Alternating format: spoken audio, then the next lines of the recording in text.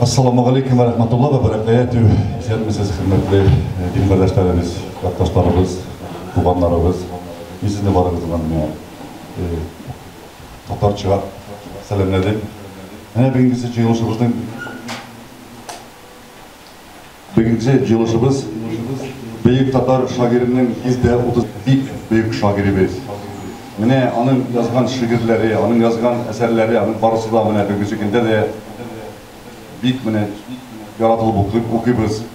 Her çak okuyan sayın yanlı yüzümüzge indizip alabız. Üstelikler şuna göre biz onu büyük oluyuz.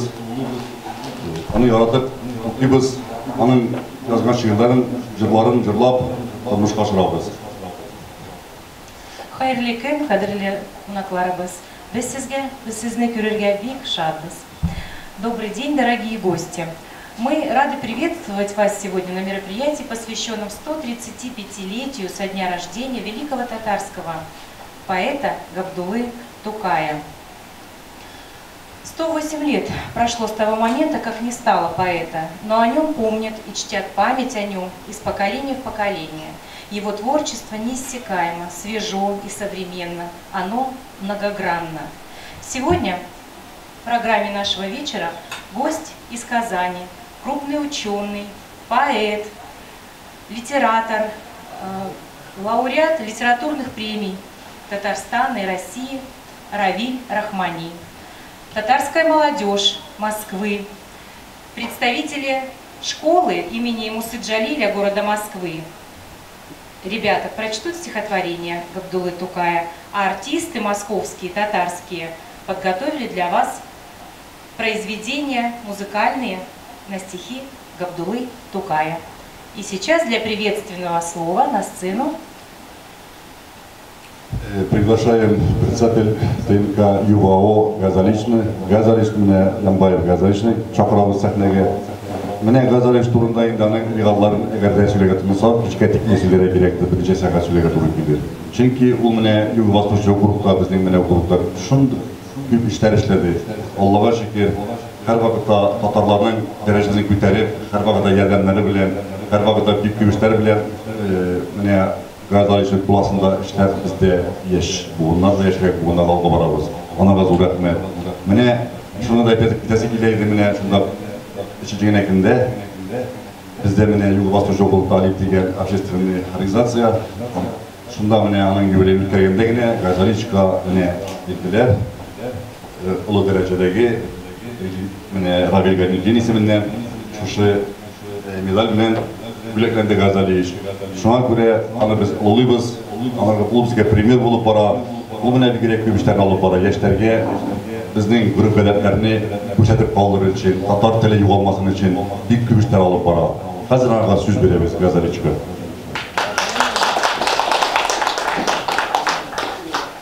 Чуть позже по традиции, по татарской традиции, будет прочтена молитва после выступления Газалича. Ассаламу алейкум, кадирлы дуслар. Дорогие сородичи, перед многим народам мира сейчас стоит похожая задачи и вызовы. Особенно это касается национальной деревни. Глобализация, урбанизация разрушает привычный порядок жизни, упрощая и осложняя его одновременно. Можно махнуть рукой и смириться с кажущей неизбежностью. Исчезают малые народы, ассимилируются с большими многочисленными национальностями. Мне хочется призвать всех соотечественников, живущих в России и за ее пределами, исключить этот вариант, будущий для нас татарской нации.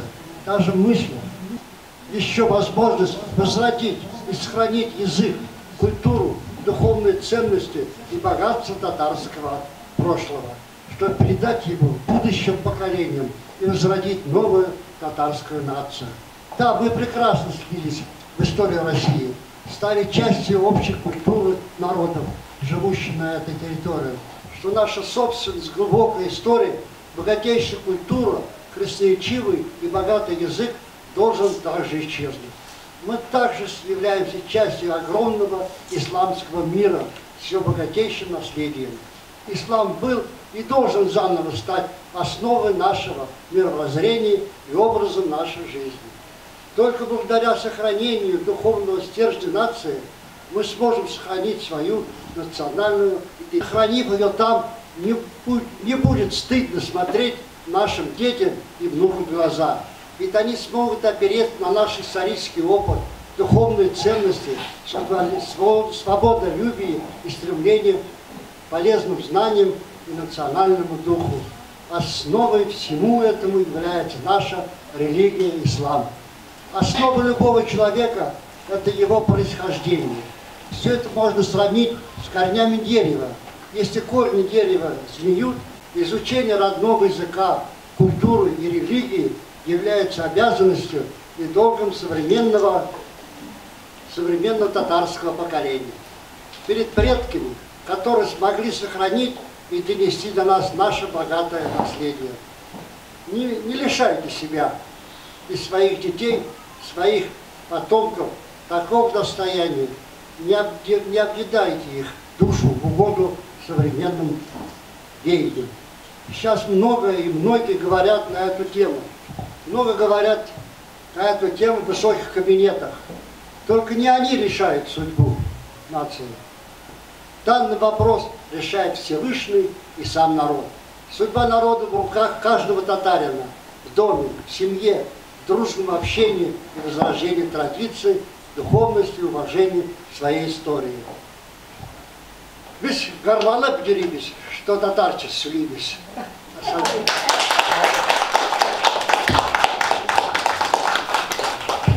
Hürmetli tamaşaçılarımız, bizden tradisiyon boyunca Hazreti Sahne'ye çağırıp alabız. Fatih Hazretine dua kılıp geliriz.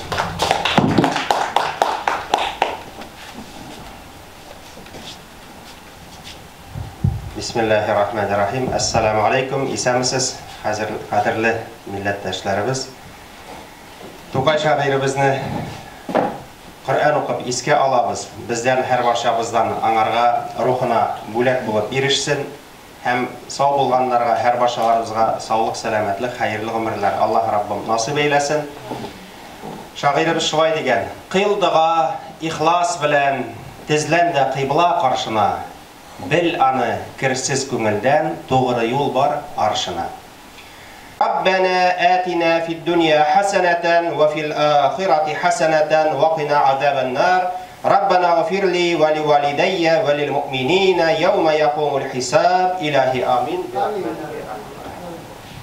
Поэт родился 26 апреля. И этот день вот уже более века является праздником татарской культуры и литературы. Тукай – поэт, публицист, переводчик, автор детских учебников. Тукай – символ своего времени, который имеет отражение в творческом литературном наследии поэта. Тукай – гений, явление, планета, вселенная, несмотря на короткую жизнь и недолгий творческий путь, его след, оставленный в татарской и мировой литературе, велик. Его трудов и таланта хватило бы на несколько человек. Тукай, первый из татарских литераторов, имел глубокие знания в области древневосточной литературы, русской и мировой классики. Знание персидского, арабского, турецкого, русского языков, жажда к обучению позволили освоить литературу Востока и мира, взрастить свой литературный талант. Tamaşaçılarımız, Hazreti Sahne'ye çağırıp alabız. Qazandan kelgenimizden ilk ulu dereceli galibimiz Rabil Abdurrahmani. Abdullah Tuğan'ın icad turunda söyleyip biter. Bir 15 yıl ömrüm Fenler Akademisi'nde uzdu. Şu Tatar edebiyatı tarihinin 8 tomlığın men təqdim boyunca, menin proyekt boyunca kirtilgeni planға. Biz onu işlep çıktık. Allah'a şükür. Hazır 7 tomu basıldı. Bu birinci tomumunda. 7 tomu basıldı. 8. tomu әлі basılmagan, lakin işlep tapşırılgan. Bu Tatar halkının 2000 yıllık tarihi, edebiyat tarihi. Biz ona gideriz mi? Biz ne kadar da olaytaları. Sizin bir erötsiye kadar yazmağız da bulmagan deyip edeleri. Bizden 2000 yıllık edebiyatımızın tarihi var idi. шак катырлык. Менә бу томнарда минем bütün киреш сүзләр, җимгак сүзләр минеке бер 40лап мәкаләне мин яздым инде. Шушы 8 томда. Аллаһ шөкер эшләп чыкты бугай. Тукай шушы 2000 еллык әдәбият тарихында Тукай үзәк урыннарның берсен алып тора. Менә инде bütün монда күпме язучылар, күпме әдипләр төрле яклап үлчәп битендә карыйсың инде. Бу шуннан да шулай. Шушы хәзер мен сезнең алда ничен бүген чыгыш ясарга уйладым инде. Тукайның теге биографияларын сөйләп тору түгел, башкалар әйткән сүзне сөйләп тору түгел. Тукайның ачылмаган якларын сезгә менә ачкыч формасында мен сезгә кулыгызга тоттырасым килде. Ничен Тукай бөек, ничен Тукай дахи? Менә шуңа җавап бирәсем килде. Әгәр дә әз генә сабыр итсәгез, менә шуңа җавап бирергә уйлыйм.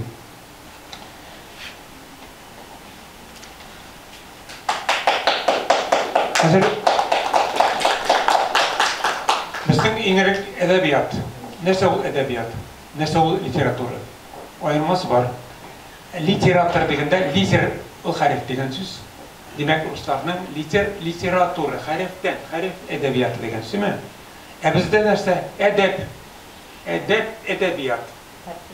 Бөтенләй әдәб ул башка бер әхлак. Әдәбият, димәк, безнең әдәбият башында ук аерылып торган. Шуңа күрә 2000 еллык әдәбиятны караганда, монда инде безнең литература түгел, әдәбият. Шуңа күрә мондагы менә 11-нче гасырдан башлыйбыз монда язма әдәбият әле. Аның язма әдәбиятка кадәр телдән булган бит инде. Хәзер монда Әхмәт Юсуф Буласагунлар, Әхмәт Югнәки, Бакырган, Әхмәт Әсәви, инде яңарак чыга килсәк, 13-нче гасырга килсәк, Кылгали, хәтерлисездер инде Исаф Зөләйха, монда бөтенләй яңарак. Хәзер Мөхәммәд Яр 16-нчы гасырда, инде Сәйф Сараилар, хәзер Абдулҗаббар Кандалыйлар, 30 Имәниләр, Акмулла, Әкрем Дәртмәнд, менә Тукайга килеп җиткәнчә шул төзелеп тора безнең шагыйрьләр, язучылар. Гаҗәп зур байлык. Менә Тукай шулар арасында да аерылып тора. Ничек аерылып тора? Менә мен монда сезгә схемасын күрсәтергә булдым. Әдәбият нәрсә ул? Әдәбият ул менә шундый кош кебек. Күрдегез сезгә? Ике канатлы. Аның бер канаты психология, бер канаты эстетика. Үзе туза птица дигәндә шәпшәкме, бөркетме, бу философия, шәхес дигән сүз. Менә Тукайны карасак, шушы өч төрле параметр белән аерылып тора башка шәһәрләрдән, башка язучылардан. Менә хәзер бер нәрсәгә тоталабыз. Әдәбият ул шартлылык дигән сүз, условность. Бүтән сәнгатьтә шулай. Хәтта тормыш үзендә условность. Мәсәлән, мин сезгә җавап бирәм, сорау бирәм. Бергә берне кушкач ничә була? Барыбыз да өйрәнгәнбез, логик фикер җитәбез дә, бергә берне кушабыз да, ике булып килеп чыга. Тормышта ничек? Бер ялгыз кеше, әйтик, ялгыз егет кушыла ялгыз кыз белән. Ничә ялгыз кеше кала? Ялгыз кеше бетә, аяк әйләнә. Менә тормыш ничек килеп чыга? Һәр вакытта шулай төрлечә килеп чыга.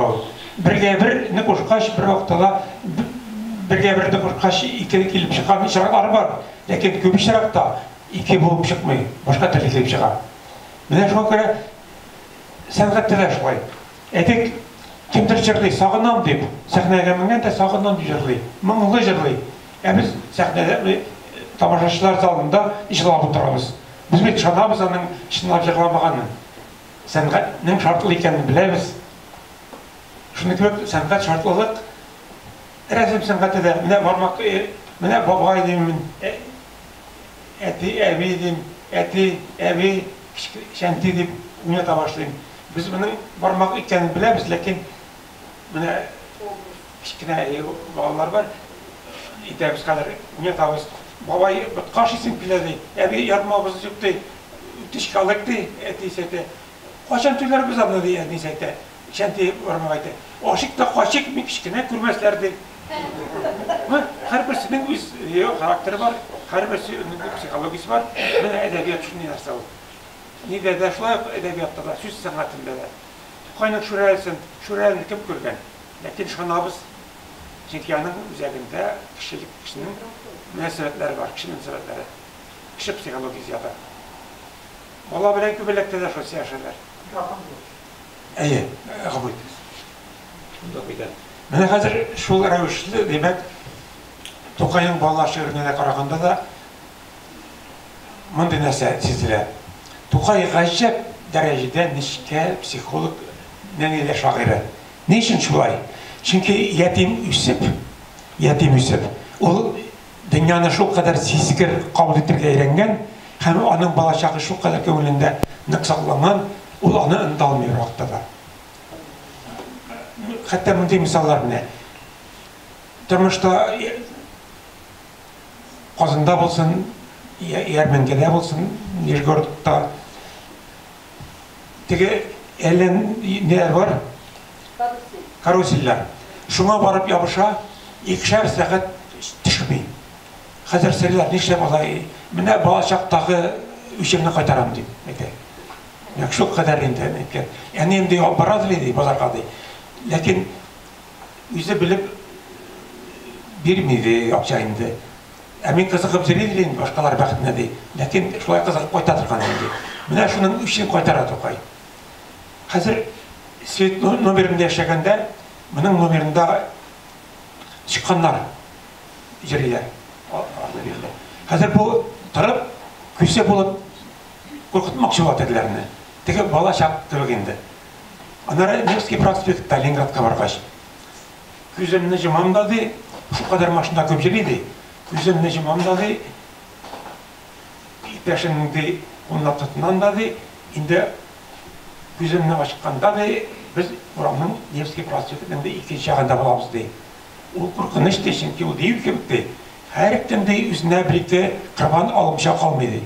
Bulur olu bitti, şımalar oramıdı deyip. Şunday sözler edi.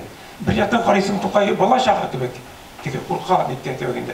İkinci yaktan karayısın, o biz şımalar oramı deyip. Bu dünyama şımalar oramı. Bu adetli kişiye yaralı tügül. Eğer de sabi yanlı kişi olsa, bunda yer yaşarken bir avur. Bu şımalar oramında. Ne Tokay'ın bunda sizler neydi? Farklılarca dahil da. Her vakit şulay. Sabirliği hem farklılığı tekrar. Onun zirekliliği hemen yine şakir geçeri. Tercüme ettiği başlangıçta şulay.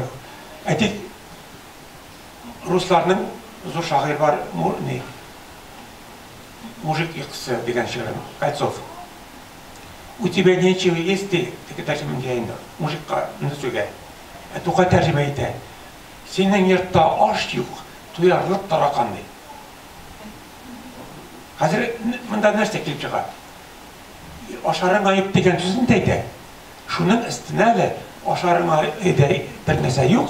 Lakin tarakan tuğu iyi iken. Peki resim biri. Tokay bir başka Kaltsovka kütere, iskeye kütere. Şulay Pushkin'de başlasın mı? Onun ustazı. Lermontov'unu tercüme etsin mi? Kaltsov'unu mu? Nikitin'ini mi? Plişeyev'ini mi? Eytelik belek. O Nikitin çıkırı. Lakin şu kadar istegen olanı, şu kadar logичный Türkiye olanı bağlarca biz ne? Teki şairlerini bir başka kütere. Kıskası Rus şairlerin her birisinin yukarırak dereceye götürüp bara. Ne şöyle Tokay'ın demek psikolog olarak qaraganda da hazır estetik yağı anın şu estetik yağı öten durumda ne? Balalarca uyuy biliyor. Etek bunday şeylerin gideremizge misal ettir. Gali bilen kejenin hatırlısın mı? Bulay değil. Bizning Gali bilerek tatu keje bilen. Ne keje qarab tura teraziden. Galiyanı şiren bilen kunaq edi. Keje rahmet okuy, sakalın silkede. Şu sakalın silketini bala rahmet okuyken deyip anlata. Bu şu kadar tege bağlar şey ettirip edebile. Demek bağlar için yazar başlağaç. шушы 3 яшьлек балаларга Тукай менә дигән шигырьләр яза башлый. Хәзер әзегдә икәннәргә яза. Безнең гаилә дигән шигырь. Безнең гаиләдә әти, әни, бабай, әби, апай, мин алтау булды. Безнең песе 7-нчесе ди. Безнең белән ашый ди. Безнең белән чәй эчә. Безнең белән йоклый ди. Хезмәте дә бар. Ине дошман явыздан тычканнан саклый ди. Исполнадымы? Демәк, безнең идә без җидәү ди. Менә бу инде нәкъ менә 6 яшьлек, 7 яшьлек саннар белән уйный башлаган бала өчен менә дигән шигырь. Саный да белә. Ләкин шул вакытта санауны аның өчен кызыклы уен. Хәтер уйный бабай, әби дип, пси дип, җенчесе дип яза. Менә шул рәвешчә менә мин Тукай буенча инде 30 еллап итеп язам. Аның шушы балаларга эшләп шигырь яза. Балаларга һәм һәрбер яшь өчен Тукайның аерым шигырьләре бар. Үсмерләр өчен дә шулай. Гаҗәп дәрәҗәдә. Шуңа күрә менә Тукайның кайтарына ягын карасаң да, психолог буларак та, эстетик ягын карасаң да, ул аның зур шагыйрь булуына ышанасың. Хәзер мин сезгә сыпартам шактый гына әйтәм. Бер шигырь укып, ясым кирә, Тукайның эстетикасы ни дәрәҗәдә югары булганын күрсәтәсем килә. Мәсәлән, Эзелгән өмет. Башка шагыйрьләр безнең тәббәләбез, шагыйрьләр шигырь яза башлыйлар. Ритм барифманны өйрәнәләр һәм сөйләп чыгалар димәсен. Менә мәсәлән, Әнкәй. Әй Әнкәй, мин сине яратам, фәлән дигән. Или туган авылым, мин сине сагындым. Сөйләп чыга. Ләкин бу логик сөйләп чыгу шигырь түгел. Шигырь булсын өчен сәнгатьле шартлылык кирәк. Менә хәзер карагыз, Тукай ничә. Эзелгән өмет шигырен. Рәттән укып барам, һәм сезгә аңлатып барам. Тукайның биеклеге нәрсәдә? Эстетик фикерләр ягыннан карыйбыз. Күз карашымда хәзер үзгәрде әшиялар төсе, әйберләр төсе үзгәргән. Сизелә, үтте яшь вакытлар, җитте гомерем яртысы. Менә бу бер кереш. Һәрбер шагыйрь кебек, гади шагыйрь кебек әйтеп әйтә. Димәк, Тукайның җакта гомере артта калган. Сизелә ди. Монсында бу кадәр зур тавышлар юк. Хәзер Тукай китә зур шагыйрь буларак рәсем ясый башлый. Карагыз. Беренче рәсем. Күз тегеп баксам, әгәр дә тормышымның күгенә яшь хилал урынында, анда яшь ай. Хилал. Тулган айның яктысы. Димәк, 14 көн үткән уже яктысы үткәч, тулган айның яктысы. Менә бер рәсем. Икенче рәсем. Нинди дәрт белән каләм сызсам да кәгазь өстенә очмый әвәлге яшь, җүләр, саф мәхәббәт чапкысы. Димәк, шагыйрьгә әйтте. Димәк, элеккегә кебек, яшь вакыттагы кебек утыра. Әй, афыйдыгыз. Ут чапкысы бөркелеп тормый. Өмернең ярты үткән. Хәзер икенче рәсем.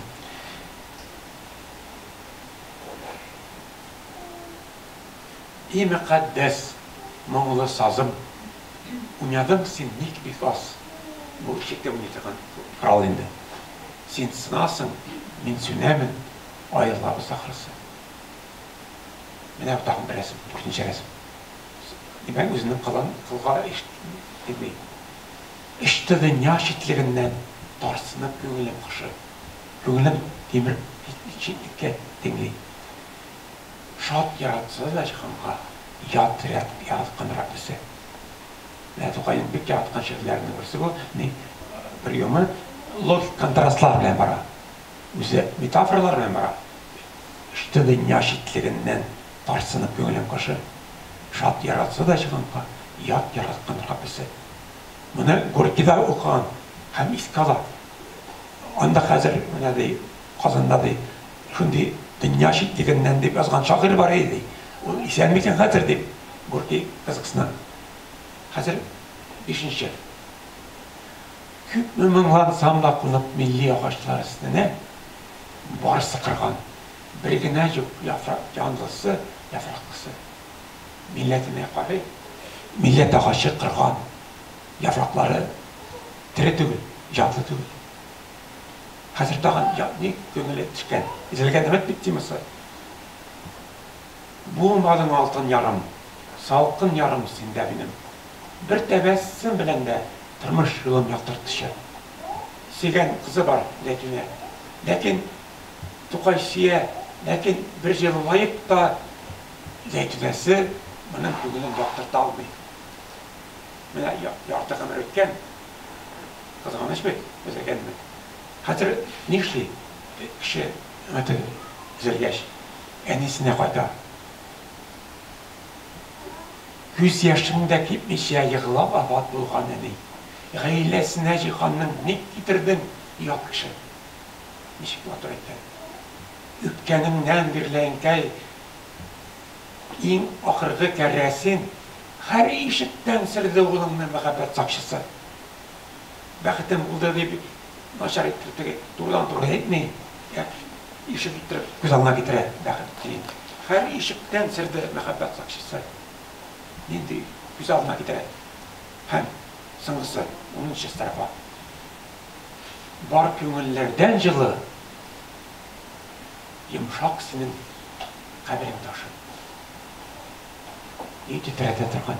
Нешегінді қабір ташы жылы қәм, жылы емшақ болған екен. Қымтырасы тоқайның яратқан алыңы. Шында тамсын, көз яшымның ең ашын қәм татлысы. Мінекер композицияны қарасағыз, не үшін өген үзілген үміт?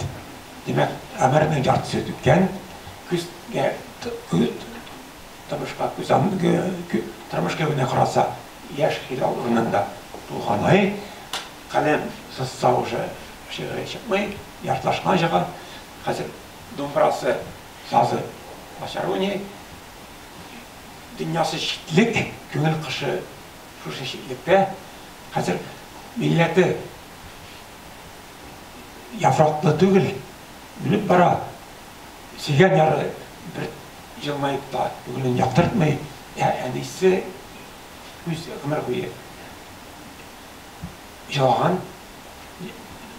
тұқайға бейді ішешті өліп кетейін қам, аны еге бердер ішешті қартқайынды, соны өліп кете тұқайға қысқасы ғымыр қойы жылап, өмір өткенінде, жоңқы жылап өткенінде бетейінді. Міне шойттыр қазір Епшіға әнесінің сыңғы баш ер жері әнесінің қабір ташы. Міне жүші үзілген әмітіні тұқай 4-10 страфада неше кетіріп, қысқа етіріп, тәсірлі етіріп, біргіне шақырда әйтмәсілі етіріп әйтіп бере алар. Міне бұл тұқайның дәрежеде, шуға дәрежеде демек талантлы болуы, психологиядан нешкәй болуы, һәм қысқа яза білуі. Міне сізге бір мысал болды. Шул ғайбы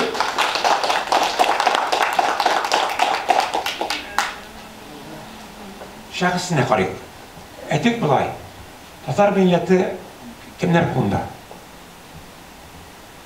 2000 жылдар өткен хамын татар милләті ауыр аяққа баса алмай. Ғаязи сақи болған. Ғаязи сақи нервәлті болғаш. Білесің жазмыш? Демек шетелге кетті Түркияге. Аны біздің бітім татар қалқы сөге, ей фашист, сен не қаштың, әлі деген. 70 сайт вақтында білесің де, біздің саясатыны.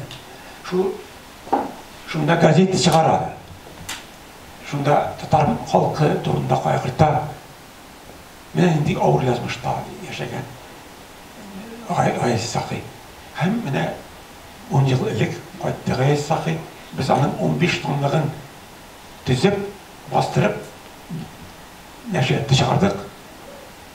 Қазақстаннан кішіге біздің лидеріміз, милли лидеріміз 15 томнан тұрған әсер қайтты. Бүгінгі күнде Ғаязи сақи яши. Тұқайда аны ярада. Тұқай бұлай дей, аналар бір тапырда көршілер. Тұқай өлгенде ол түрмеде болады. Ей, қайты әлі дей, сарға айтма әлі деп, мәне Тұқай үшінде шығыры бар. Бір-екі тапыр мәржа айтты. Қазір, мына шындай лидер болған Тұқай, шындай лидерларынан үз қолына ала милләтнің деген, милләт тұрында қайқырдырны. Хәзер Тукайны чакыралар Оренбургка, дәрмәндләр. Алтын прискасының хуҗасы ул дәрмәнд. Зур акча белән. Ләкин Тукай бармый. Чөнки белә, акча шагыйрь өчен бер нәрсә түгел. Акча нәрсә ул? Акча шайтанның игылы. Бүген бар, шайтан иртәгә, акча иртәгә юк. Тукай шуны аңлаган һәм бармаган. Икенчедән, менә бүгенге көндә язучыларны карасак, bütün yazıcılar laureat. Нәрсә дигән сүз бу? Хөкүмәтебез шундый хәйләкәр хәзер. Бүтәнсенә рәхмәт үзәгә, бүтәнсенә орден бирә, медаль бирә. Не, лауреатлар бирә. Хәзер 30лап бездә лауреат. Не бар, төрле лауреатлар. Тукай лауреаты, Гайс Сакый лауреаты, Муса Җәлил лауреаты, Али Такташ лауреаты, Абдулла Али Шанда. Һәм Саҗид Сөләйманов, һәм башкалар. Хәзер премия тапшыруларда язучылар сөяккә ташланган кебек ир шул премияга ташланалар. Бусына китерәсезме? Премияга бер 5-6 кеше ташланса, аларның дуслары тарафларында хәзер бер ир сугыша Абдулла Тукай премиясе өчен. Икенче ир сугыша Гайс Сакый премиясе өчен. Күрәсез, мондай этлекне Кемдә уйлап таба алмасы. Бу советлар вакытында калган пряники икәүдә дигән аңлыйсызмы? Бүгенге көнгә кадәр дәвам итә. Шушы рәхмәт атларын, мактау грамоталарын әлгә кадәр биреп безне алдамакчы булалар. Һәм алданалар. Язучылар уйланып, барсы да мин менә фәлән лауреаты, мин менә шундый грамотам бар, шундый рәхмәт хатым бар дип уйланалар. Менә уйлагыз үзегез. Әгәр дә әзгенә кешедә, шагыйрьләрдә виждан булса дип әйтәмме, халык турында булса уйлары, алар үзләре турында уйламаслар иде, Тукай кебек. Уйларлар иде милләтне ничек коткарырга, милләтнең стратегиясен ничек булдырырга дип. Бүгенге авыр хәл, шушы авыр хәлдән ничек чыгарырга, нәрсәләр кирәк эшләргә? Эшләргә була бит. Бездә кысулар ул кадәр түгел. Төрле хәйләләр була. Төрле чаралар эшләргә була. Без кириллица әмәлләп биргән рус хәрефләре белән дә гамәли яларга маташабыз. Сәгать түзендә дөрес яза белмәйбез. Хәҗүк, шуңа күрә сәгать язабыз. Гыласым аннары артык катланып китә, мәккәсенә куябыз. Аның берни мәккәсенә кирәк янда. Анда ала кирәкми. Просто гына кирәк. Сәгать. Татарча. Шуңа күрә гарәпчә язсак, латинча язсак, инде хәрефләр дә зыя. 39 хәреф булмый. Хәзер 39 хәреф. Аның уңга якына кирәксез бөтенләй. Ул мәккәс знаклар, ул твердый знаклар. Алар барсы да татар теленең сүзләрендә А икән ул атландыра, икән ул йомшакландыра. Һәм башкалар. Менә шулай итеп, уйлап карасаң, димәк, Тукайның шәхесенә дә бүгенге көндә гаҗәпләнергә була һәм сакланырга кирәк. Менә шуңа күрә 100 ел үтте. Менә хәзер шушы тагын бер шигырь укыйм сезгә. Аксан дигән шигырь.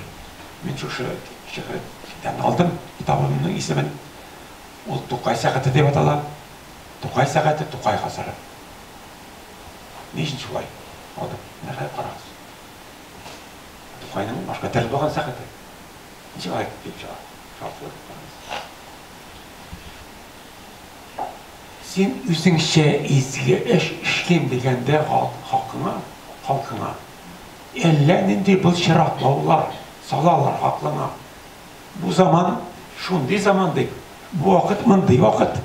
Син үзеңне безнеңчә йөрт, безнеңчә тот. Мин сыя алмыйм андый шартлар фани дөнья вакытына. Башны бөксәм, зур җинаятьтер улуг җан хакына. Мин ашкынамын мин, әбәд бетмәс урынга, мәңгегә, мәңгелеккә, мәңге рухлы, мәңге нурлы ямгегә. Анда мин мәңге киләш һәм мәңге яшь булмак телим. Бу кояш сүнсен, жерінен мен құяш болмақ тілейм. Вақтыны жертер кішілер, ол вақыт меннен көріп. Файдалансын шында әркім сағатын меннен көріп. Алты көп етті.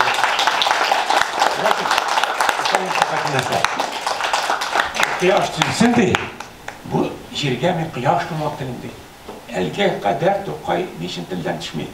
Çünkü bütün şahir, bütün yazışı bile hem şahirlerine tügül, yazışlarına tügül, bütün gadi halk niçin Tukay ekanını bile. Doğru Tukay diye üzüntünde. Yavaşmagan. Birinde telenket olmagan bir kim aldığında da. Dersini etken. Lakin derslik her vakitte çıkıp çıkacak. Mene Tukay'ın şahısı hem şiiriyeti, hem vaksanmayı. Şuna bir ne bir kitap. Benim Tukay'a altı etmiştim. Olabilirse Tukay sehati millet kasır diye atıyor şimdi. Çünkü 100 yıl öttü, Tukay tamamcı da özgürmedi. Keresince, nende şairinin vakitine Türkiye'yle bölgekinde şurada yığışlar ötemine böyle mi? Zor yığışlar. Aslında olsun, başka yerde, Meskede olsun. Tuğan tilki ne icirleye başladılar da bütün Tatar halkı tırpasa. Dağın dünyada nende şair var? Pushkin mi? Lermontov mu? Şunun şiirini söyley başlagaç, bütün Rus halkı taraf baskanı görgeniz var mı? İli başka İngilizler. Bir kim yok. Tatar halkı taraf basa Tukay yanında. Mene Tukay dersin. Tuğan tilini söyley başlıyorlar. Bütün Tatar halkı taraf basa. Tukay'a hürmet. Bana bir ullap çıkarıp bu tekindir kararlar çıkarıp kana Ahmet hatları verip gine bu Tukay premisi verip gine bu halk şah yazıcısı o. Bizde kadar halk yazıcısı verirler. Bir Hasan abi Meskev'nin yazıcısı. Anada bilmekçileri halk yazıcısı. Vazgeçti. Birden bir kişi mi bizde? Bir gazeyanımız. Bana gerek mi dedi. İngilizlerde birine halk yazıcısı var. Shakespeare dedi. Nemisler'de birine halk yazıcısı var. Goethe dedi. Ruslarda birine halk yazıcısı var. Pushkin dedi. Tukay'da, Tatar halkında birine halk yazıcısı Tukay var. İşte dağın kimdir? Tukay, halk yazıcısı var deyiş. Eğer de vicdanlı bu kişi olsa, ezgine uylasa, söz nerse torunda olgan vazgeçirir. Bir Gazi Nabi Meskev yazıcısı. Benim yakın dostumuydu. O Maryak, o Şuşi, o ne diyen şahı yazıcı. O 51. asırda Şavla Yaşak, o en zor yazıcılardan birisi. O yani ölmedi, ülse de ölmedi. Şuna göre, demek Tukay'ın mene eterge bula o, Tukay biye, şıkkı kalbiste Tukay'ın şıkken, Tukay'ın okugan mı, yok mu, Tukay'ın bilen bu büyük yargısıyet verir. Tukay'ını tercüme ettiler, Ahmatovlar tercüme etti. Mene Parat'ın tercüme etti. Lakin Ahmatov gibi zor şaire, Tukay'ın Parat'ın tercüme etken, Kara Gaziyoli kızıksında. Bızıp bütün Tukay'ın kiri fikirlerini edip tercüme etken. Tukay'ını okuysun bir derli. Ahmatov'unu okuysun bütün ilginçler. Niçin Rus halkı bilsin ama, niçin ona hürmet etsin. Tercümeçilerimiz de yok. Tercüme edip bu bir de Tukay'ın. Daha bir misal getiremez ki, şu misalımı, şimdi size aşk verem dedim. Şu bir facialı halde, Halit Aktaş, Mişeroğlu, Danlık'tan, bunday şöyle var. Mart ayının neşkebilliğiyle susulup yatıp yerge qaraşı. Matur mu? Jil esip gitedi. Neşkebilliğiyle. Mart ayının gide qarnaşı. Şuşa neşke eski keş matur şiirini Ruslarning zor şairi Leonid Martynov bula tercüme etti. Daha başta tarjaydı. Onlara Rusçasını okudum. Mart ayının neşkebilliğiyle susulup yatıp yerge qaraşı. Martynov'da. Слушаю мартовский ветер, пожирающий снег. Ну, долго скидывать. Güzel iştesin. Pожирающий снег. Mart ayının neşkebilliğiyle susulup yatıp yerge qaraşı. Taktaşını Şuşa tercüme edip, 4-5 tapır tercüme ettiler. Kitabı çıktı, Taktaş'ın Şuşa tercümede Ruslar. Ruslar bile Şuşa'yı bile Taktaş'ını Нендей рус кішесі тоқташын яратсын. Оны қазір татарларда жинап оқымайды. Ең зор шағирлерді бірісі. Қазір Мұса Жәлел, әміне қызық. Қазір бітірем. Шушы тірілі жалап өші тұрғаш, мен бал системасы білән шығардым. Тұқайға неше бал береміз, қамышқалар. Тұқайға 10 баллы система мәселен. Аңышылы ма? Бізде екінші шағир бар, миллионер шағир Дәртмәнд. Дәртмәнд 9 белгісіне алайық. Менше, мен фикір бұл. Сізге тегі яқын шағыр білсінші. Мұса Жәлел бар бітті бізде дейлер. Әйе, Мұса Жәлел benim için 8. Мұса Жәлел білән енешеде Хадид Атташ бар, ол да 8. Хадид Атташ білән енешеде Хасан Тупан бар, ол да 8 білгесі. Мұса Жәлел білән енешеде Фатих Кәрим бар. Ушу айтырып, мындай шағирлер, язушылар 8 белгісіне бізде шақты. Егер дайында Мұса Жәлелге премия герой труда бергенler екен, һәм Ленин премиясы бергенler екен, әлбәттә бұл зор біздің ғұрурлығымыз. Ләкин башқаларны көрмеу, бұл аяныш. Біз олардың білән бір дәрежеде тұра тұрған тағында язушыларымыз көп. Ләкин Тұқайға теңнерлік язушыбыз әйтіп жоқ. Мен мұны ойлап шығарғанда бір түгілі мені. Егерде біті, тағын аңсында айтып. Тұқайның дүн ес шығыры бар. Дүн ес шығыры. Барысы да Тұқайша классик шығыры түгіл. Тұқайның классик шығырлары 40-50 бек шап шығырлары. Аңыз мы? Ченки ол күндәлік газет шығарып барған, журналы шығарған, тен сайын керек болған шығырлар керек болған. Әлбәтте ол тағы да жаза. Әр жазған сайын оны білгесі болмай. Аңызсыз мы? Шоға көре бүгінгі күнге қарағанда, Тұқайның әрбірісі 8-лі оны деп айтмас едім. Классик ширлері 50. Ол бек сұрсан. Әтек Мұса Жәлеліне қарасақ, адында яқ ширлер көп. Аның 10 шиғыры. Хадид Атташтың 10 шиғыры. Хасан Туфанның 10 шиғыры. Фатих Кәримнің 10 шиғыры. Тұқайның 40-50 шиғыры. Һәм қабат алынмас шиғырлар. Бағдар әбиятына қарасақ, андай шиғырлар жоқ. Нетесің? Жүрәлілер, баратлары, әнелер, баратлар, һәм башқалар. Мен өйтіріп, мен ойлап шығарған бейгілік түгіл Тұқайның. Ол өзіне өзі яулап алды зор бейгілік, дақилық. Сізге бек зорламайды, мен зақ сөзді.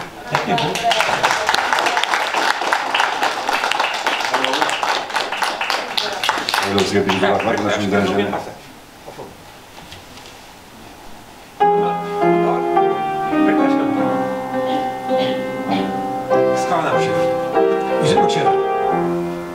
Күрші қалқы.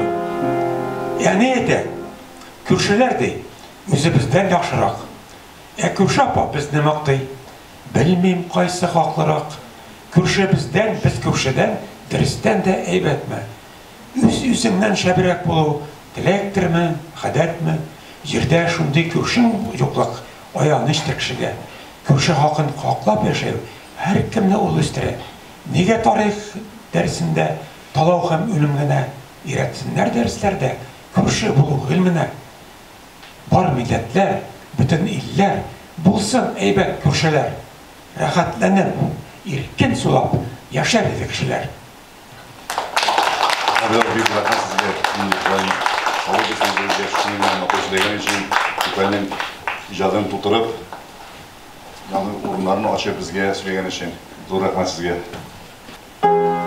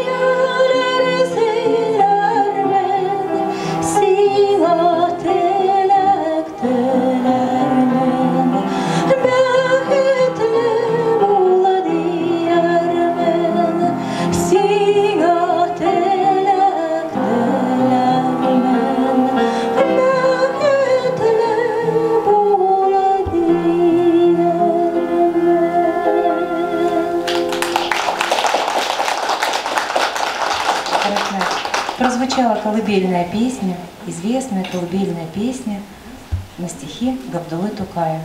Хочется сказать несколько слов про детское творчество Тукая. Детская литература занимает особое место в творчестве поэта. Стихи, сказки на основе татарских народных сказаний и традиций, учебники и большое наследие осталось после Габдуллы Тукая, да, после его творчества и жизни. Вот маленький Акуш, так его звали в детстве, он пережил практически, наверное, самое трагическое детство во всей литературе мировой. Потому что он был сирота, он был не нужен, он переходил из семьи в семью, он являлся обузой. Описывается случай из воспоминаний самого Тукая, когда он был малышом 3-5 лет, и его отправляли на мороз, плохо одетым, с босыми ногами, и не впускали в дом. А сам открыть дверь он не мог. И пока он не прилипал ко льду, он стоял на холоде. То есть люди, у которых он жил, надеялись, что они избавятся от него, как от тяжелой обузы, от лишнего рта. Выглядывали, а малыш стоит. То есть он выжил, и его приходилось снова впускать в дом. Вот такое детство, это только маленький эпизод из всего того, какие страдания пришлось пережить Тукаю в его детстве. Вот подобные случаи, когда ребенок оставался на холоде, голодный, холодный, без матери, без отца, у чужих людей, они отразились на его судьбе, на его здоровье, на его внешнем виде. Было искажение одного из его левых глаз, был, да, как бы не совсем здоров. Туберкулез, который в конце концов привел его к смерти, и жизнь его оказалась такой короткой. И это ужасная болезнь, с которой он боролся всю жизнь. Она все-таки забрала его очень рано. Но несмотря на то, что его творческий путь был очень коротким, 27 лет, и полный сил творческих он проработал около 7 лет, как пишут сейчас вот биографы Тукая. То есть за этот короткий период он сделал такой вклад в литературу татарскую и мировую. Его знают везде, в тюркском мире и во всей мировой литературе. То есть он такой сделал толчок для развития и нашей национальной татарской литературы, и для развития всего народа. Так вот, возвращаясь к детскому творчеству, я сейчас хочу пригласить на сцену ребят из татарской школы города Москвы имени Мусы Джалиля. И в исполнении ребятишек прозвучат стихи. Первым у нас выступает Шигапов Данис. Стихотворение «Карлыгач». Шигапов Данис, школа номер 1186, стихотворение Габдуллы Тукая «Карлыгач», «Ласточка». Күптән түгел безнең тәрәзә капкачын, оя итте минем сөйгән карлыгачым. Ул көн буе авызы белән балчык ташый, балчык белән матур итеп оя ясый. Күп эшләде, иренмичә, бара-барда чыгарды ул матур-матур балалар да. Ашыксалар карлыгачның балалары, шыбын ширки тотып кайта аналары. Карлыгачның ямсыз озын кара төндә, каты йоклый аясында, алмый тында. Бер канатның астына тыга башын, уянмый ул, бөтен кеше тавышлансын. Күк күкрәсен, ялтыр-йылтыр килсән яшен, төн буена нинди каты җил исмәсен. Ни булса да, бары да бер аның өчен уянмый ул, бөтен кеше тавышлансын.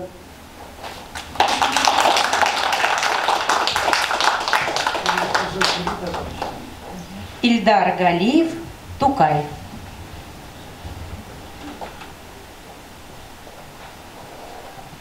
Ганиев Ильдар, школа номер 1186, стихотворение Ахмеда Ярке, Тукай.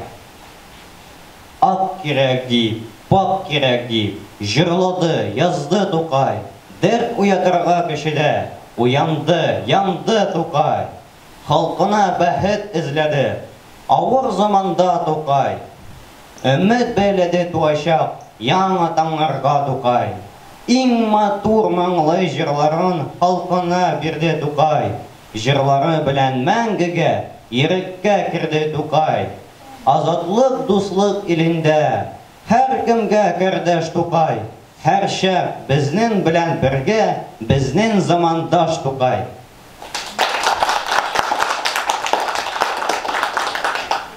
Хузина София.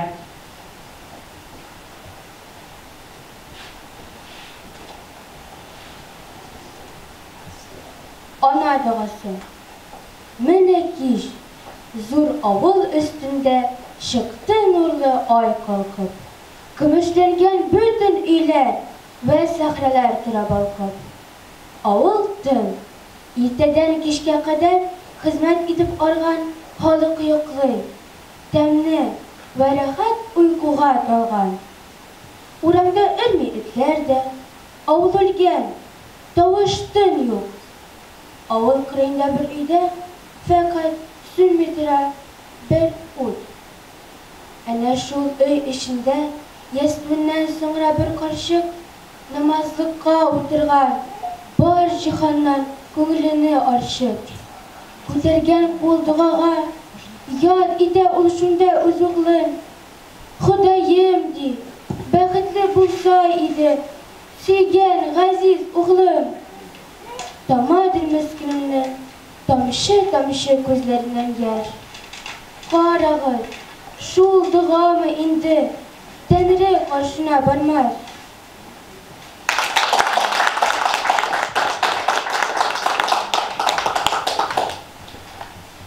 Раков, вокалист, исполняет Маина Хабибулаева, концертмейстер Джамиля Сагирова.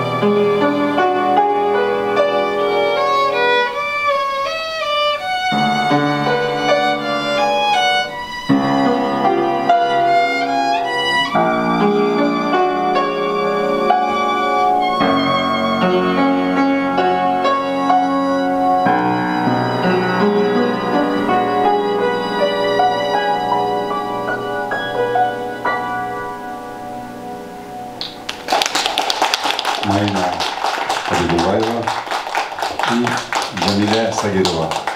Зор рахмат. Менә шундай тамаклы яшьләребез булачак. Алла берсе, татар халкыбыз, татар телебез югалмаячак, һәр баталга барачак. Менә хәзер тагын да сәхнәгә чакырып аласың бар менә яшьләребезне. Бит тормышта шулай куелган инде, бер поколение китә, икенче поколение килә. Менә безнең, наверное, менә Газаличка бик зур рәхмәт. Үз тормыш барышында менә шулай бабайлардан, әбиләрдән алып, үзләре өйрәнгәннәр, алардан соң безгә тапшыралар, бездән соң башка балаларга яшьрәк буынга тапшырубыз, менә безнең групп гадәтләрне, менә безнең шагыйрьләребезне, безнең менә олы дәрәҗәдә кешеләребезне, язучыларыбызны шулай яшьләргә тапшыру бик зур дәрәҗәдәге эш алып барыла. Хәзер менә чакырып аламын татар мәдәният йортында безнең кызларыбыз библиотекада да булсын, булай да кызларыбыз бик күп эш алып баралар. Иҗатлар, төрле иҗат эшендә алып баралар күп эшләр. Дидана Садыкова «Илһам чишмәсе» дигән шигырен укып үтәчәк.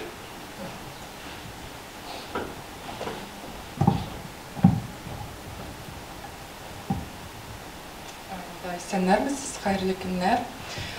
Бер-ике сүз әйтим Тукай турында. Габдулла Тукай удивительная личность, и он был примером для многих писателей, поэтов, музыкантов. Взять хотя бы музыкальную династию Ярулиных. Захидулла Ярулин написал известный первый татарский марш «Тукай-марше» в честь Габдуллы Тукая. Его сын Фарид Ярулин написал по мотивам произведения Габдуллы Тукая «Шурале» всемирно известный балет «Шурале», который до сих пор ставят и на больших сценах Большого театра, и на сценах европейских театров. Но наибольший, наверное, вклад, наибольший пример Габдулла Тукай являлся для поэтов. И Равиль Абдурахмани уже сегодня говорил о том, какие у нас всемирно признанные поэты. Один из них, Хасан Туфан, в 1966 году написал очень красивое стихотворение «Сезге хазер ану уким». «Шәшәкләр китерегез Тукайга, әйләнендә гөлләр, сүзен гүя, шулар аша әйтә күңелләр, туган көнең белән дигән сыман, елмаялар кебек бүгелләр. Килә, килә, язлар сайын сиңа илең килә туган көнеңдә, бетми торган гомерең кушкан сыман, синең быйык кыска гомергә.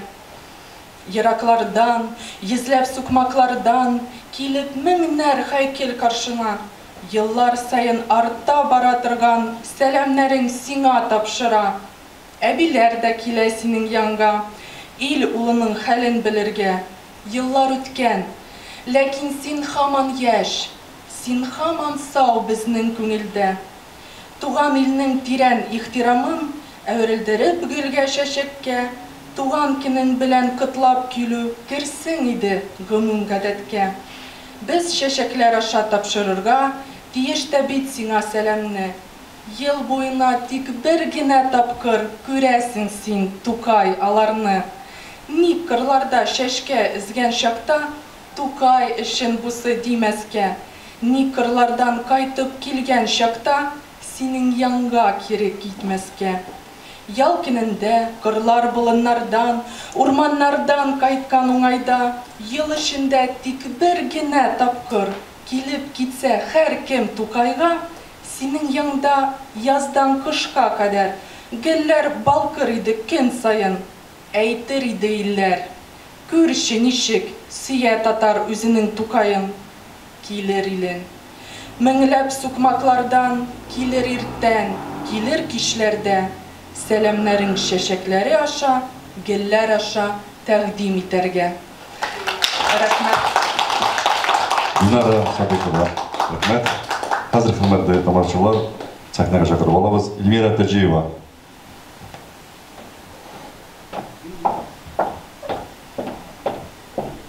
Габдулла Тукай, парад. Жиктеріп парад, мен Казанға туп-тура киттім қарап. Шаптыратларны күчер, суп қалап та тартқалап. Кешеді, Шатлык белән нурлар чәчеп, ай ялтырый. Искән әкренче белән яфрак, агачлар калтырый. Һәр тарафтан ой мия тикәлләни җырлый укый. Нәрсәдәндер күзләнгән һәм тамак баскан яка. Бер заман ачсам күзем, бер төрле яп-яткыр күрәм. Ах, бу нинди аерылу, гомеремдә бер тапкыр күрәм.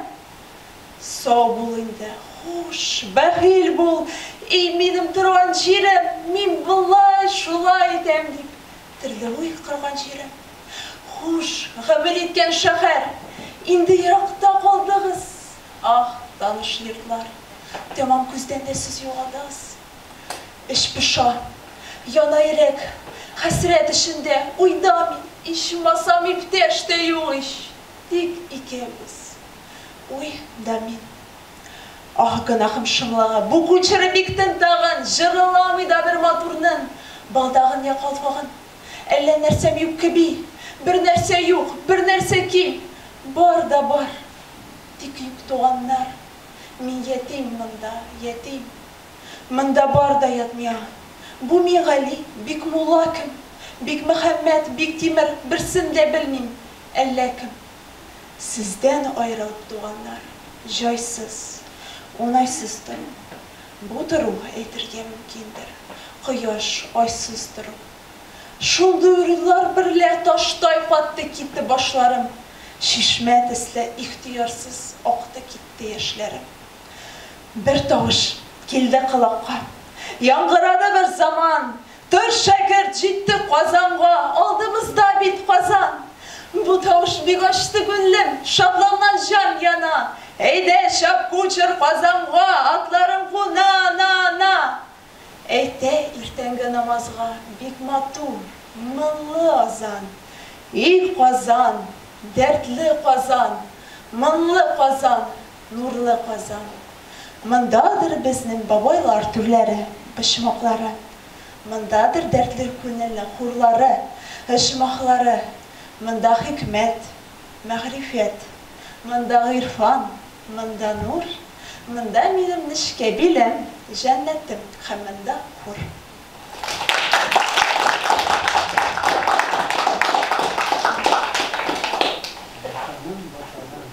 Камиль Халилюлин, стихи Габдуллы Тукая в переводе на русский язык.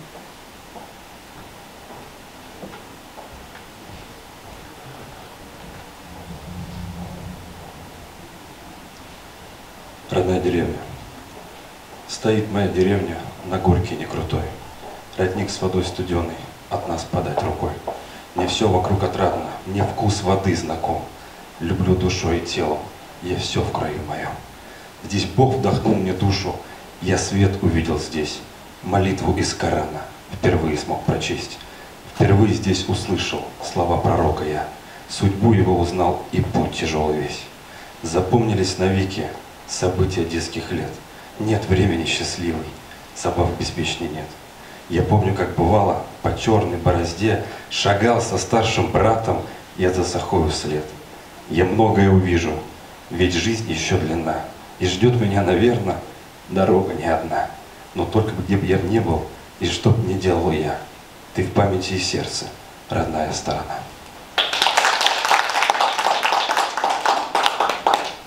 Стихотворение «Любовь». Не бывать цветам и травам, если дождик не пойдет. Что ж поэту делать, если вдохновение не придет? Всем известно, что знакомы с этой истиной простой. Байрон, Лермонтов и Пушкин вдохновлялись красотой. От зубов твоих слепящих я стихи свои зажег. Разве жемчугу морскому уступает жемчуг строк? Ведь пока не искромсает сердце нам любви клинок. Что такое наше сердце? Просто мускулов кусок. Всех сородичей поэтов я оставлю позади. Бич любви свести нещадно, и вперед меня веди. Я бы от царства отказался. Что мне толку в царстве том, что над миром быть владыкой, лучше стать любви рабом.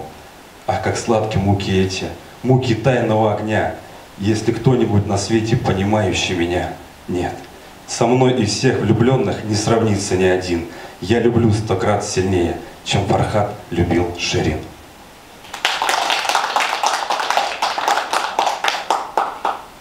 поэт. Пускай состарюсь я, беспомощный сед, и стан согнется мой под грузом трудных лет. Душе состариться не дам я никогда.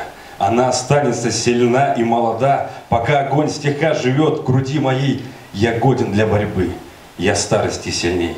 Ясна душа певца, весна в душе навек. Она не знает зим, ей неизвестен снег. Пускай состарюсь я, не стану стариком, что Богу молится, да мелет языком. На печку не взберусь, вздыхая тяжело. Возьму я от стихов мне нужное тепло. А смерть придет ко мне, я громко запою. И даже Азраил услышит песнь мою. Пусть в землю я сойду, спою в последний раз. Я ухожу, друзья, я оставляю вас.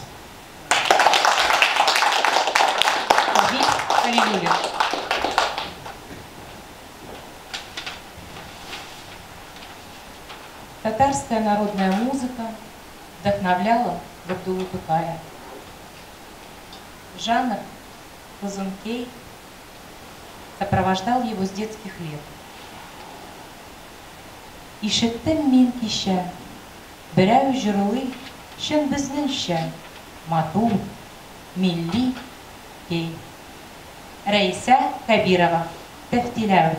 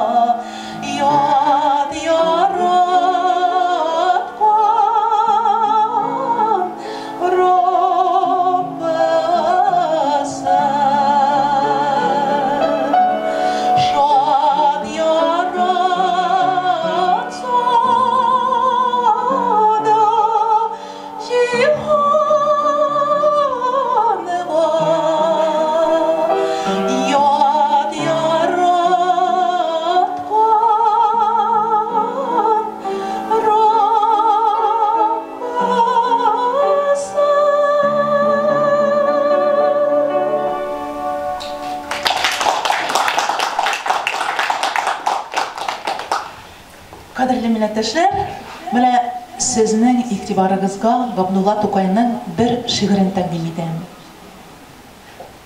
Теләнче.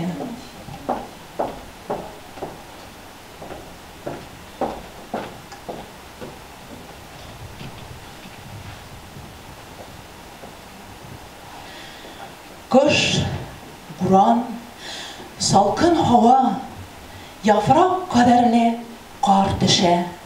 Җил куа карны, Hamanda kar düşem deyip tartışa. Sızgıra jil, ıжgıra, tик kar buranın arttıra. Şol vakit meşet katında dim sukır bir karttıra. Kişe gündüz uşbu jirde Tengri'nin yazmış gine. Kapşığın tutkan, sırana, jay ve kez, yaz, kış gine. Kızganış hal, bik kıyın bit, bik kıyın. Bir segizşi bir tiyin tik, tenge tügül bit, tiyin. Eytsem, eytim indi sizge, bu kişi bik boy idi. İşkeni baldan, şekerden, aşları tek may idi. Bir zaman tutkan idi şöhretleri de danları. Bu sukır kartının Kazan, ham kirmen, estirhanları. Ol kibetler min sina ettim, ol hesapsız malları. Koysun alsam, şunsı hazır. Gilleri mi? Alları, ol troyka atları, ol bek matur feytunları. Koyda ol tilki tılıplar, koyda ay hay tunları. Şeb idi, bek şeb idi. Min şundan artık ne diyeyim? Şır yalangaş bit, kuremsiz, bir segizşi bir kiyim. Barça hazretler idiler bu babay meftunları. Kalmadı bu kart için hiç hitmegen efsünleri. Başlarını salındırıp hem kekri bekri bırgalap, yerdiler bu kart yanında yurga tayday yurgalap.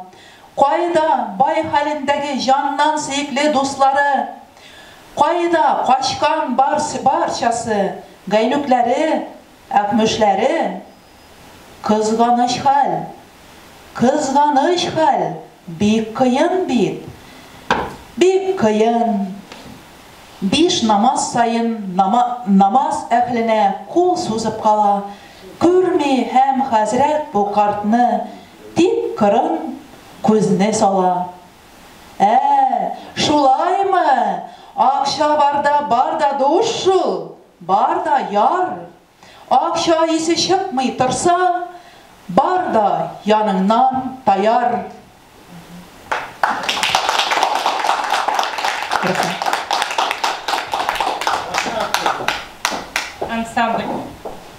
Ансамбль татарской песни «Нух».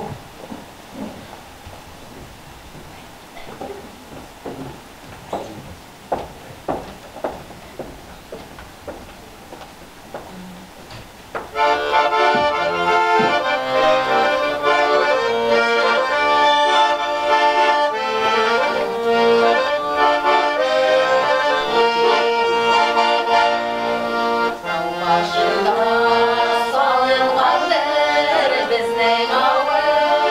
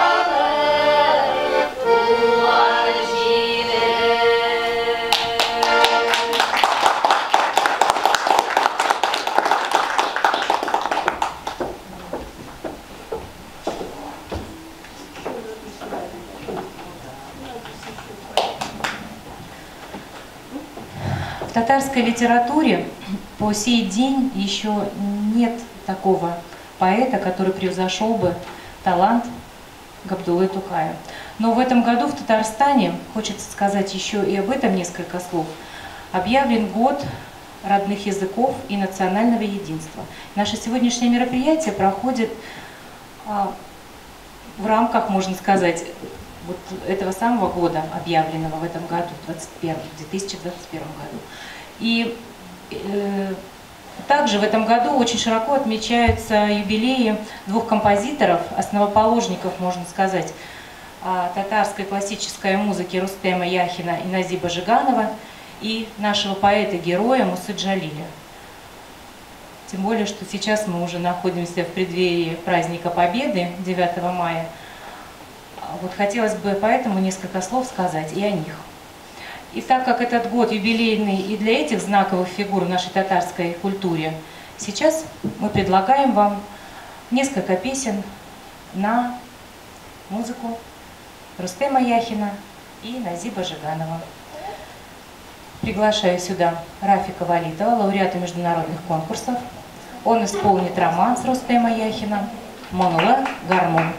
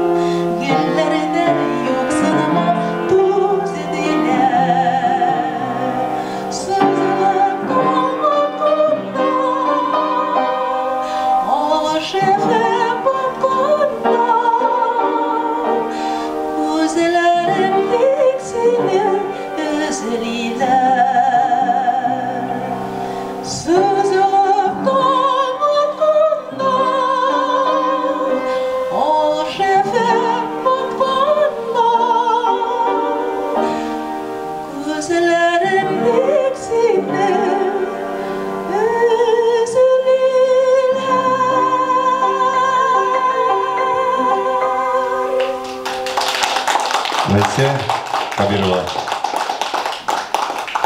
Концертмейстер Наиля Камиля Сагирова.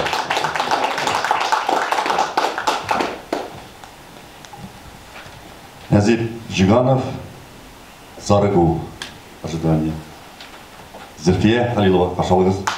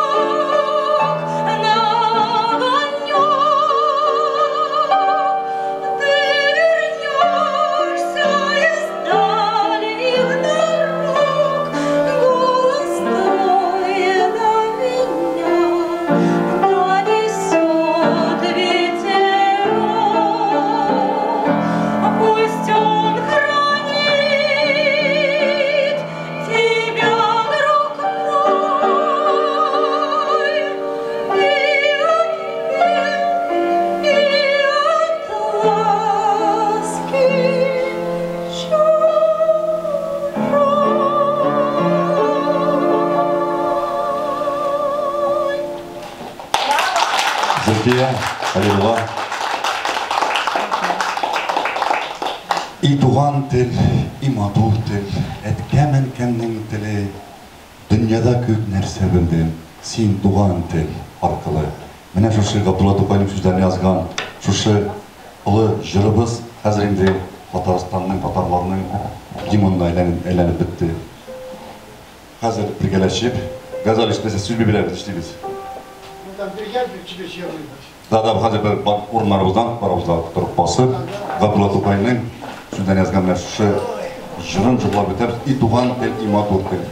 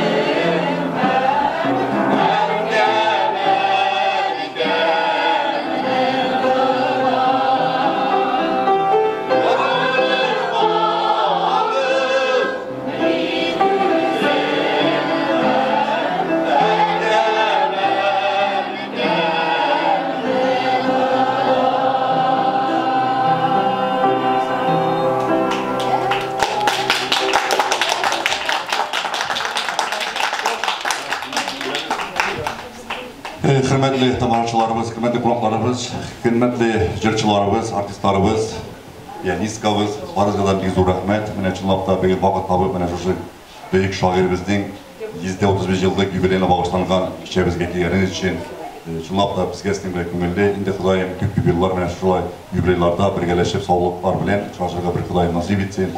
Барыгызга тагында бер зур рәхмәт. Менә хәзер хөрмәтле qonaqlarыбыз тагында бер кат фотога төшәбез, баргас, сез апалар тоже менәсез бергә.